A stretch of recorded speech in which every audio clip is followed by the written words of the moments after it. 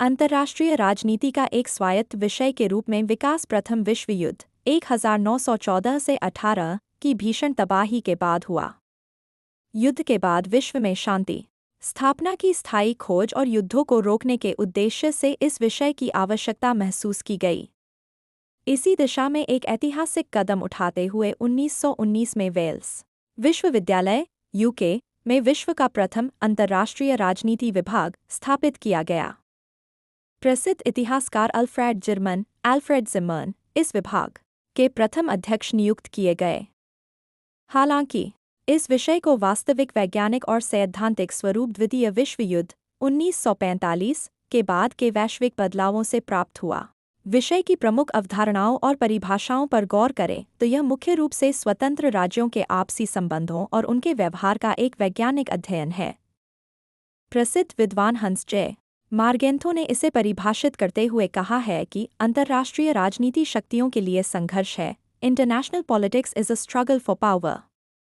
वहीं हॉलिस्टी जैसे विचारकों का मानना है कि इसमें केवल राज्यों के संबंध ही नहीं बल्कि उनके बीच होने वाली प्रक्रिया इंटरैक्शन और एक वैश्विक व्यवस्था सिस्टम का समग्र अध्ययन भी शामिल है। यथार्थवाद रियलिज्म अंतर्राष्ट्रीय राजनीति का सबसे पुराना और प्रभावशाली सिद्धांत है। यह दृष्टिकोण शक्ति पावर और राष्ट्रीय हित नेशनल इंटरेस्ट को केंद्र में रखता है।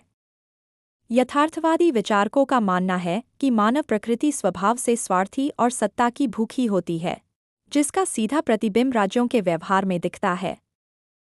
चूंकि वैश्विक स्तर पर कोई केंद्रीय विश्व सरकार नहीं है, इसलिए अंतर्राष्ट्रीय राजनीति में एक प्रकार की अराजकता एनर्की व्याप्त रहती है, जहां प्रत्येक राज्य अपनी सुरक्षा के लिए केवल स्वयं पर यानी सेल्फ हेल्प पर निर्भर होता है। यथार्थवाद के भीतर सुरक्षा दुविधा सिक्योरिटी डिलेमा और शक्ति संतुलन बैलेंस ऑफ पावर दो अत्यंत महत्वपूर्ण अवधारणाएं हैं। सुरक्षा दुविधा तब उत्पन्न होती है जब एक राज्य अपनी रक्षा के लिए हथियार बढ़ाता है तो दूसरा राज्य खुद को असुरक्षित महसूस कर हथियारों की होड़ शुरू कर देता है।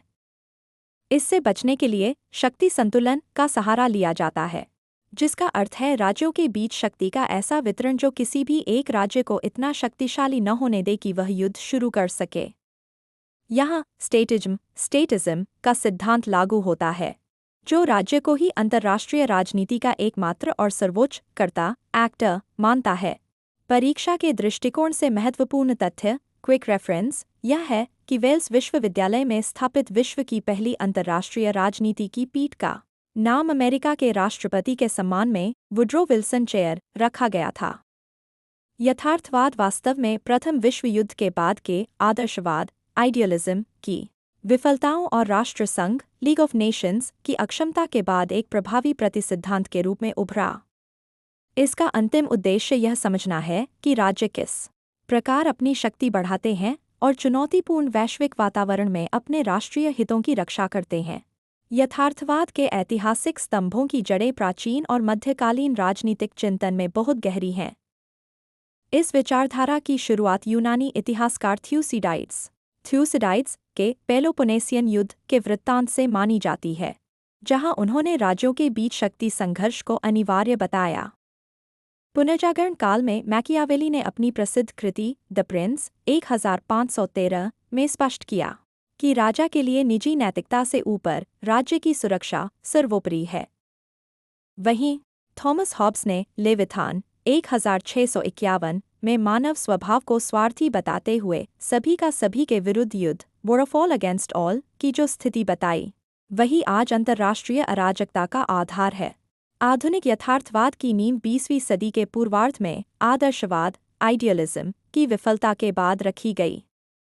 ई एच कार ने अपनी पुस्तक द 20 Years Crisis 1939 में राष्ट्रसंघ की अक्षमता और अव्यावहारिक शांतिवाद की कटु आलोचना की। लेकिन यथार्थवाद को एक व्यवस्थित और वैज्ञानिक सिद्धांत के रूप में स्थापित करने का श्रेय हंस जे मार्गेंथो को जाता है। उनकी पुस्तक पॉलिटिक्स अमंग नेशंस 1948 को शास्त्रीय यथार्थवाद का बाइबल माना जाता है, जिसने अंतर्राष्ट्रीय राजनीति के अध्ययन को पूरी तरह बदल दिया। मार्गेंथो के 6 सिद्धांतों में पहले 3 नियम राजनीति की वस्तुनिष्ठता और हितों पर केंद्रित हैं। नियम 1 कहता है कि राजनीति के नियम मानवीय प्रकृति पर आधारित हैं, जो समय के साथ नहीं बदलती। नियम 2 यथार्थवाद का सबसे प्रसिद्ध मंत्र है। राज्यों के कार्यों का मुख्य मार्गदर्शक शक्ति के रूप में परिभाषित हित, interest defined in terms of power, है। नियम 3 स्पष्ट करता है कि यद्यपि हित स्थायी चालक है, लेकिन राष्ट्रीय हित का स्वरूप समय और परिस्थितियों के अनुसार बदल सकता है। मार्गेंथो के अगले 3 नियम राजनीति और नैतिकता के संबंध को परिभाषित करते हैं। नियम 4 के अनुसार व्यक्तिगत जीवन के अमूर्त नैतिक नियम सीधे राज्यों के कार्यों पर लागू नहीं किए जा सकते। राज्य का सबसे बड़ा नैतिक कर्तव्य राष्ट्रीय अस्तित्व की रक्षा है। नियम 5 चेतावनी देता है कि किसी एक राष्ट्र की व्यक्तिगत मान्यताओं को विश्व की नैतिकता समझने की भूल नहीं करनी चाहिए। अंततः नियम 6 यह स्थापित करता है कि राजनीतिक क्षेत्र पूर्णतः स्वायत्त ऑटोनॉमस है। इसे अर्थशास्त्र, कानून या नैतिकता के चश्मे से नहीं, बल्कि केवल शक्ति के परिप्रेक्ष्य में देखा जाना चाहिए। परीक्षा के दृष्टिकोण से विशेष तथ्य क्विक फैक्ट्स यह है कि मार्गेंथो ने अंतर्राष्ट्रीय राजनीति को स्पष्ट शब्दों में शक्ति हेतु संघर्ष स्ट्रगल फॉर पावर कहा है। उनके अनुसार विश्व शांति केवल शक्ति संतुलन बैलेंस ऑफ पावर के माध्यम से ही संभव है, न कि केवल कानूनी संधियों से। राष्ट्रीय हित ही वह ध्रुव है जिसके चारों ओर राज्यों की विदेश नीति घूमती है। मार्गेंथो के ये 6 सिद्धांत आज भी वैश्विक कूटनीति और शक्ति प्रदर्शन को समझने के लिए सबसे मजबूत वैचारिक औजार माने जाते हैं। शास्त्रीय यथार्थवाद का सार अनिवार्य रूप से मानव स्वभाव ह्यूमन नेचर पर आधारित है। मार्गेंथो और मैकियावेली जैसे विचारकों का तर्क है कि चूंकि मनुष्य स्वभाव से स्वार्थी, अहंकारी और शक्ति का भूखा है, इसलिए राज्यों का व्यवहार भी इसी मानवीय प्रवृत्ति का विस्तार मात्र है। इस दृष्टिकोण में राष्ट्रीय हित को केवल शक्ति के रूप में परिभाषित किया जाता है। यहाँ अंतर्राष्ट्रीय राजनीति को एक ऐसे मंच के रूप में देखा जाता है जहाँ राज्य अपनी अंतर्निहित शक्ति पिपासा के कारण निरंतर संघर्षरत रहते हैं। नवयथार्थवाद न्योरियलिज्म का उदय 1979 में केनेथ वाल्ड्स की युगांतरकारी पुस्तक थ्योरी ऑफ इंटरनेशनल पॉलिटिक्स के साथ हुआ। यह शास्त्रीय यथार्थवाद से इस मायने में भिन्न है कि यह संघर्ष का कारण मानव स्वभाव को नहीं, बल्कि अंतर्राष्ट्रीय व्यवस्था की अराजक संरचना एनार्किक स्ट्रक्चर को मानता है। वाल्श के अनुसार चूंकि विश्व स्तर पर राज्यों के ऊपर कोई सर्वोच्च सत्ता या पुलिस बल नहीं है, इसलिए व्यवस्था का ढांचा ही राज्यों को एक दूसरे के प्रति सशंकित रहने और संघर्ष करने के लिए मजबूर करता है। इसे संरचनात्मक यथार्थवाद स्ट्रक्चरल रियलिज्म भी कहा जाता है। नवयथार्थवाद के प्रमुख स्तंभ राज्यों के अस्तित्व और उनकी कार्यप्रणाली को स्पष्ट करते हैं। सेल्फ हेल्प के सिद्धांत के तहत अराजक विश्व में प्रत्येक राज्य अपनी सुरक्षा के लिए केवल स्वयं पर निर्भर है। इसी से सुरक्षा दुविधा सिक्योरिटी डिलेमा जन्म लेती है, जहां एक की आत्मरक्षा दूसरे के लिए खतरा बन जाती है। वाल्श का मानना है कि अंतर्राष्ट्रीय राजनीति में सभी राज्य कार्यों के स्तर पर समान लाइक यूनिट्स होते हैं। उनके बीच का एकमात्र अंतर उनकी कैपेबिलिटीज सैन्य और आर्थिक क्षमता का होता है। यहाँ राज्यों का प्राथमिक लक्ष्य असीमित शक्ति बढ़ाना नहीं, बल्कि अपनी सर्वाइवल उत्तरजीविता सुनिश्चित करना है। नवयथार्थवाद के भीतर भी 2 उपधाराएं हैं, जिनमें से पहली रक्षात्मक यथार्थवाद डिफेंसिव रियलिज्म है, जिसके मुख्य समर्थक केनेथ वाल्ड्स स्वयं हैं। इनका तर्क है कि राज्य समझदार होते हैं और वे केवल अपनी सुरक्षा सुनिश्चित करने और शक्ति संतुलन बैलेंस ऑफ पावर बनाए रखने तक ही सीमित रहते हैं। इनके अनुसार आवश्यकता से अधिक शक्ति प्राप्त करना आत्मघाती हो सकता है, क्योंकि यह अन्य राज्यों को एकजुट होकर प्रतिसंतुलन काउंटर बैलेंसिंग बनाने के लिए उकसाता है। अतः राज्य केवल यथास्थिति स्टेटस क्वो बनाए रखना पसंद करते हैं। इसके विपरीत आक्रामक यथार्थवाद ऑफेंसिव रियलिज्म की वकालत जॉन मियरशीमर करते हैं। उनका प्रसिद्ध तर्क है कि अराजक विश्व में कोई भी राज्य कभी भी यह सुनिश्चित नहीं कर सकता कि उसके पास कितनी शक्ति पर्याप्त है। इसलिए सुरक्षा सुनिश्चित करने का एकमात्र तरीका विश्व में या कम से कम अपने क्षेत्र में प्रभुत्व हिगेमनी स्थापित करना है। आक्रामक यथार्थवादियों के लिए अंतर्राष्ट्रीय राजनीति एक जीरोसम गेम है जहां सर्वश्रेष्ठ बचाव ही सबसे बड़ा हमला माना जाता है। नव्यथार्थवाद के प्रमुख स्तंभ इस विचार पर आधारित है कि अंतर्राष्ट्रीय राजनीति में संघर्ष का कारण मानव की दुष्टता नहीं, बल्कि वैश्विक व्यवस्था की मजबूरी है। केनेथ वाल्श का प्रसिद्ध तर्क है कि अंतर्राष्ट्रीय संरचना स्ट्रक्चर ही राज्यों के व्यवहार को निर्धारित करती है। इसी विचार को आगे बढ़ाते हुए जॉन मीयरशाइमर ने आक्रामक यथार्थवाद के तहत कहा कि महान शक्तियां एक दूसरे के प्रति आक्रामक व्यवहार हेतु विवश हैं, क्योंकि वे कभी सुरक्षा के स्तर को लेकर आश्वस्त नहीं हो सकती। वहीं रॉबर्ट जर्विस ने सुरक्षा दुविधा सिक्योरिटी डिलेमा की मनोवैज्ञानिक व्याख्या करते हुए बताया कि कैसे एक राज्य के रक्षात्मक कदम दूसरे के मन में अकारण भय पैदा कर देते हैं। यथार्थवाद का विकास क्रम 1979 में केनेथ वाल्श की रचना के साथ अपने चरम पर पहुंचा, जिससे इस विषय को एक ठोस वैज्ञानिक आधार मिला। हालांकि शीत युद्ध के अंत 1991 ने यथार्थवाद के सामने एक बड़ी चुनौती खड़ी कर दी। आलोचकों का तर्क था कि यह सिद्धांत सोवियत संघ के बिना युद्ध के शांतिपूर्ण पतन और वैश्विक परिवर्तनों को समझने में असफल रहा। इस वैचारिक संकट के परिणामस्वरूप यथार्थवाद के भीतर नई और अधिक व्यावहारिक शाखाओं का उदय हुआ, जिन्होंने केवल शक्ति के बजाय अन्य चरों वेरिएबल्स पर भी ध्यान देना शुरू किया। इसी कड़ी में नवशास्त्रीय यथार्थवाद नियोक्लासिकल रियलिज्म 1990 के दशक में एक अत्यंत प्रभावी धारा के रूप में उभरा। गिडियन रोज ने 1998 में इस शब्द का सर्वप्रथम प्रयोग कर यथार्थवाद के पुराने और नए स्वरूपों के बीच एक सेतु बनाया। इस विचारधारा को मजबूत करने में फरीद जकारिया, रांडेल श्वेलर और जेफरी टालियाफेरो जैसे विद्वानों का प्रमुख योगदान रहा है। यह सिद्धांत अंतर्राष्ट्रीय राजनीति को समझने के लिए केवल बाहरी ढांचे तक सीमित नहीं रहता, बल्कि राष्ट्र के आंतरिक स्वरूप को भी महत्व देता है। नवशास्त्रीय यथार्थवाद का मूल तर्क यह है कि यह अंतर्राष्ट्रीय संरचना स्ट्रक्चर और घरेलू कारकों डोमेस्टिक फैक्टर्स का एक जटिल संश्लेषण है। इनका मानना है कि अंतर्राष्ट्रीय स्तर पर होने वाले बदलाव या दबाव सीधे विदेश नीति में तब्दील नहीं होते। वे पहले घरेलू राजनीति, देश की आर्थिक स्थिति और नेतृत्व की धारणाओं लीडरशिप परसेप्शन के फिल्टर से छनकर बाहर आते हैं। उदाहरण के लिए, एक ही तरह का अंतर्राष्ट्रीय खतरा दो अलग-अलग देशों के लिए अलग विदेश नीति का कारण बन सकता है, क्योंकि उनके आंतरिक राजनीतिक कारक भिन्न होते हैं। परीक्षा के दृष्टिकोण से विशेष तुलना ट्रैप पॉइंट्स को समझना अनिवार्य है। शास्त्रीय यथार्थवाद केवल इकाई यानी मानव स्वभाव पर ध्यान देता है, जबकि नवयथार्थवाद केवल संरचना या वैश्विक तंत्र सिस्टम को ही कारण मानता है। इसके विपरीत नवशास्त्रीय यथार्थवाद इन दोनों को जोड़ता है। यह संरचना को कारण और घरेलू राजनीति को माध्यम इंटरवीनिंग वेरिएबल के रूप में देखता है। यही कारण है कि इसे वर्तमान में विदेश नीति के अध्ययन का सबसे व्यावहारिक और सटीक यथार्थवादी सिद्धांत माना जाता है। उदारवाद लिबरलिज्म का आधार यथार्थवाद के संघर्षवादी दृष्टिकोण के बिल्कुल विपरीत है। यह विचारधारा मानती है कि मनुष्य स्वभाव से एक विवेकशील और सहयोगी प्राणी है। उदारवादियों का केंद्रीय तर्क यह है कि यदि विश्व में लोकतंत्र का विस्तार हो, मुक्त व्यापार फ्री ट्रेड को बढ़ावा मिले और मजबूत अंतर्राष्ट्रीय कानूनों का निर्माण किया जाए, तो युद्धों को स्थायी रूप से टाला जा सकता है। इनका अंतिम लक्ष्य नैतिकता और वैश्विक संस्थागत ढांचे के माध्यम से एक शांतिपूर्ण विश्व व्यवस्था की स्थापना करना है। उदारवाद की दो महत्वपूर्ण शाखाएं समाजशास्त्रीय और अन्योन्याश्रित उदारवाद हैं।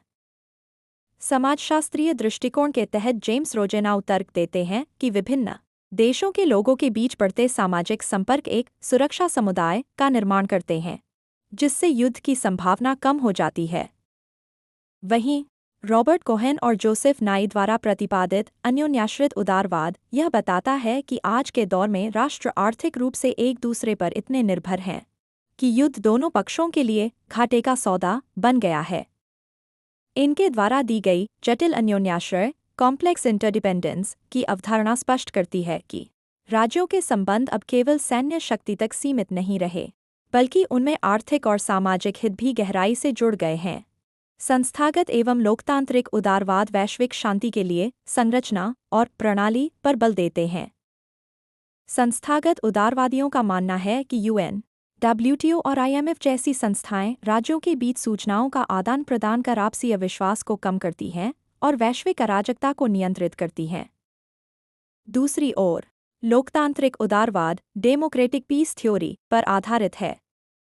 इमैनुएल कांट के प्रसिद्ध विचारों को आगे बढ़ाते हुए यह तर्क दिया जाता है कि चूंकि लोकतंत्र में निर्णय जनता की इच्छा और संवैधानिक नियंत्रणों से बंधे होते हैं, इसलिए लोकतंत्र आपस में युद्ध नहीं करते। उदारवादी विमर्श को समृद्ध करने में महत्वपूर्ण विचारकों और उनकी पुस्तकों की बड़ी भूमिका रही है। रॉबर्ट कोहेन ने अपनी पुस्तक आफ्टर हेगेमनी 1984 में यह सिद्ध किया कि किसी वैश्विक महाशक्ति हेगेमन के बिना भी अंतर्राष्ट्रीय सहयोग संभव है। माइकल डॉयल ने आधुनिक काल में लोकतांत्रिक शांति सिद्धांत को वैज्ञानिक पहचान दी, जबकि जेम्स रोजेनाउ ने अपनी कृति टर्ब्यूलेंस इन वर्ल्ड पॉलिटिक्स के माध्यम से पारंपरिक राज्य केंद्रित राजनीति के बजाय पारराष्ट्रीय संबंधों ट्रांसनेशनल रिलेशंस को समझने का नया मार्ग प्रशस्त किया। परीक्षा के दृष्टिकोण से तुलनात्मक विश्लेषण एग्जाम ट्रैप को समझना अत्यंत उपयोगी है। जहां यथार्थवाद मानता है कि वैश्विक अराजकता एनर्की का अंत केवल संघर्ष और शक्ति प्रदर्शन है, वहीं उदारवाद का मानना है कि इसी अराजकता को अंतर्राष्ट्रीय संस्थाओं और सहयोग के माध्यम से शांति में बदला जा सकता है। नए प्रोफेसर स्तर की परीक्षाओं के लिए विशेष रूप से ध्यान रखें कि कोहेन और नाई की पुस्तक पावर एंड इंटरडिपेंडेंस 1977 का वर्ष और जटिल अन्योन्याश्रय के 3 मुख्य लक्षणों बहुचैनल सैन्य शक्ति का कम महत्व और एजेंडा विविधता पर अक्सर जटिल मिलान वाले प्रश्न पूछे जाते हैं। नवउदारवादी संस्थावाद न्योलिबरल इंस्टीट्यूशनलिज्म वास्तव में यथार्थवाद की अराजकता वाली चुनौती का एक बौद्धिक उत्तर है। जहां यथार्थवादी अराजकता को युद्ध का कारण मानते हैं, वहीं रॉबर्ट कोहेन जैसे विचारक तर्क देते हैं कि अंतर्राष्ट्रीय संस्थाएं इस अराजकता के भीतर भी धोखेबाजी चीटिंग के जोखिम को कम कर सहयोग का मार्ग प्रशस्त करती हैं। कोहेन की कालजयी पुस्तक आफ्टर हेगेमनी 1984 यह सिद्ध करती है कि सहयोग के लिए किसी एक महाशक्ति का वर्चस्व होना अनिवार्य नहीं है, क्योंकि संस्थाएं स्वयं लेनदेन की लागत ट्रांजैक्शन कॉस्ट्स को कम कर आपसी विश्वास बढ़ाती हैं। अंतर्राष्ट्रीय संबंधों का मार्क्सवादी दृष्टिकोण विश्व को शक्ति संघर्ष के बजाय एक विशाल आर्थिक शोषण के अखाड़े के रूप में देखता है। इमैनुएल वालरस्टीन ने अपने विश्व व्यवस्था सिद्धांत वर्ल्ड सिस्टम्स थ्योरी के माध्यम से वैश्विक अर्थव्यवस्था को 3 भागों में विभाजित किया: कोर विकसित देश, पेरिफेरी कच्चे माल के स्रोत वाले गरीब देश और सेमी पेरिफेरी। यह निर्भरता सिद्धांत डिपेंडेंसी थ्योरी पर आधारित है, जो स्पष्ट करता है कि तीसरी दुनिया का पिछड़ापन उनके भाग्य का दोष नहीं, बल्कि विकसित कोर देशों द्वारा किए जा रहे सुनियोजित आर्थिक शोषण का परिणाम है। आलोचनात्मक सिद्धांत क्रिटिकल थ्योरी का जन्म जर्मनी के फ्रैंकफर्ट स्कूल में हुआ और यह केवल वैश्विक व्यवस्था की व्याख्या करने तक सीमित नहीं है, बल्कि इसका अंतिम उद्देश्य मानवीय मुक्ति एमेंसिपेशन है। रॉबर्ट कॉक्स ने एक क्रांतिकारी विचार दिया कि सिद्धांत हमेशा किसी के लिए और किसी उद्देश्य के लिए होता है। Theory is always for someone and for some purpose. उन्होंने पारंपरिक समस्या समाधान सिद्धांतों की आलोचना करते हुए कहा कि वे केवल वर्तमान असमान व्यवस्था को बनाए रखने का काम करते हैं, जबकि आलोचनात्मक सिद्धांत उस व्यवस्था को बदलने का प्रयास करता है। एंड्रयू लिंकलेटर ने मुक्ति के इस विचार को सुरक्षा के साथ जोड़कर एक नया आयाम दिया। उनके अनुसार सच्ची सुरक्षा सैन्य शक्ति के संचय से नहीं, बल्कि सीमाओं के बंधनों को तोड़कर मानवीय उदारता के विस्तार से आएगी।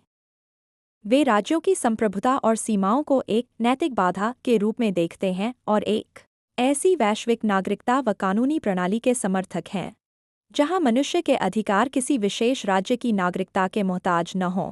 परीक्षा के दृष्टिकोण से महत्वपूर्ण तथ्य एवं एग्जाम ट्रैप को समझना आपकी सफलता की कुंजी है। इतालवी विचारक एंटोनियो ग्राम्शी की हेजेमनी वैचारिक वर्चस्व की अवधारणा को रॉबर्ट कॉक्स ने अंतर्राष्ट्रीय संबंधों पर लागू किया, जो एक लोकप्रिय प्रश्न है। सबसे बड़ा ट्रैप पॉइंट यह है कि यथार्थवाद और नवोदारवाद दोनों अराजकता को स्वीकार करते हैं, जिसे नियोनियो सिंथेसिस कहा जाता है, लेकिन उनके निष्कर्ष संघर्ष बनाम सहयोग बिल्कुल विपरीत हैं।